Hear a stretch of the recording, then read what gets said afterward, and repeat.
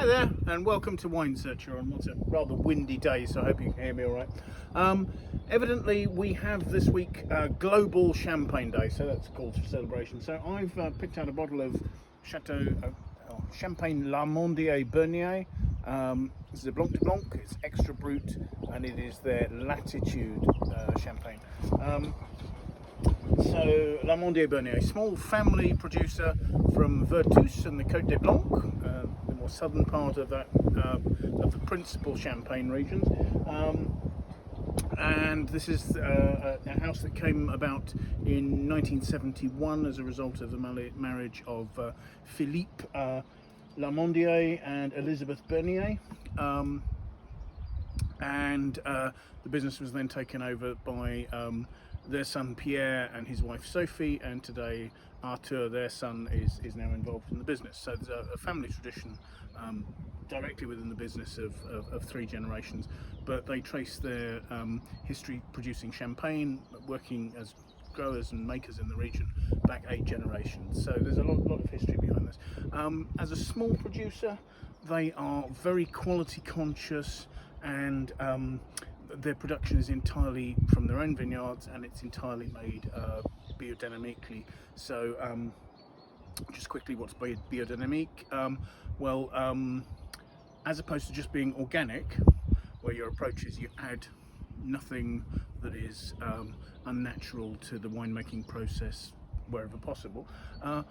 Biodynamic is trying to harness the actual natural forces and rhythms of nature to try and emphasize the region's terroir and to put those special qualities back into the wine. It's quite hard work as far as viticulture is concerned, because essentially you are organic, but you're also using techniques that involve the lunar cycle and the planting calendar, and you're trying to use natural treatments such as tinctures made in almost homeopathically with tiny amounts of treatments added and sprayed onto the vineyards. So as producers, their style is, being from Côte de Blanc, which is predominantly a Chardonnay producing area, is generally Blanc de Blanc. I said this was a Blanc de Blanc 100% Chardonnay. The quality side of this comes from the fact that you end up with a number of things to try and create complexity. So you're using it, or they are using, entirely natural fermentations. They're fermenting and aging in oak barrels, so giving complexity there. There's quite long yeast age. This gets at least 2 years on lees, possibly longer. Does its malolactic in barrel or in cask, depending as to whether it's fermented in a barrel or a cask. So it's a handcrafted wine with plenty of complexity. If you want to have a look there, I hope you can see a very fine bead of bubbles rising there. That's absolutely beautiful. There's a slight golden yellow hint to the colour, but it's fairly pale. The aromas, I was sniffing this earlier, it's just there's a combination of two things. There's chalk and there's yeastiness. There's almost a sort of a doughiness, or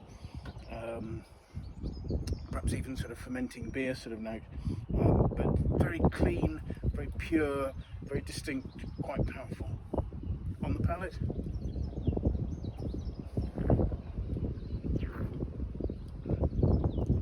gosh, the wine has really lovely acidity, and that's not hidden by a huge dosage. This only has 4 grams per litre of sugar added back to it to balance it, whereas normally people will use sort of 8 to 12 grams on a Brut champagne. This is Extra Brut. Very fine bead. You can feel its finesse on your tongue there, which is lovely. There's beautiful complexity. You don't necessarily taste oak. I'm assuming that it's older oak, but you do taste a sort of an oxidative, nutty note. There's plenty of yeastiness there as well. Notes of toasty, brioche sort of notes.